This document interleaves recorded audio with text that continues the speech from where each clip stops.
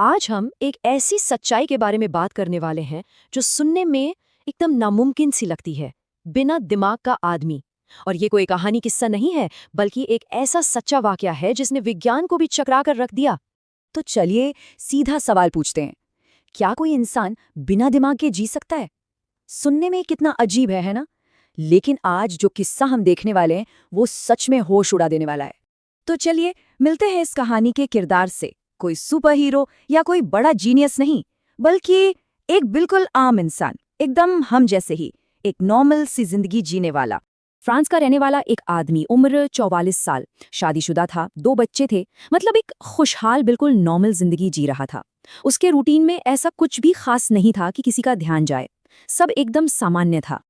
और शायद उसकी ये नॉर्मल जिंदगी ऐसे ही चलती रहती अगर एक दिन अचानक उससे एक छोटी सी तकलीफ न हुई होती।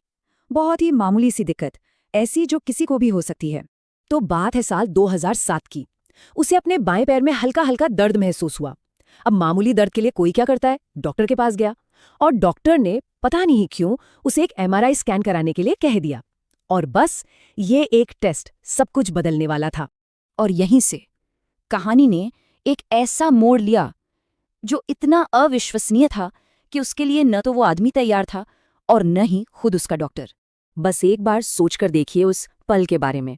डॉक्टर MRI की रिपोर्ट हाथ में लिए बैठे हैं और उन्हें अपनी ही आंखों पर यकीन नहीं हो रहा।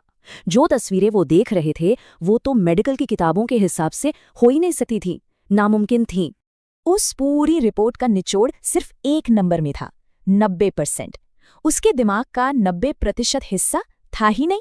जी हाँ, बिल्कुल सही सुना, गायब था। तो फिर सवाल उठता है कि आखिर उसकी खोपड़ी के अंदर था क्या? सच ये था कि दिमाग के नाम पर सिर्फ 10% टिश्यू की एक पतली सी लेयर बची थी बस, जो खोपड़ी से चिपकी हुई थी, बाकी पूरा का पूरा खाली। इस अविश्वसनीय बात का पता चलने पर डॉक्टर का जो पहला रिएक्शन था वो शायद पूरी कहानी बयां कर देता है। उन्होंने हैरानी से कहा, इस आदमी का तो ऊपर का माला सच में खाली है।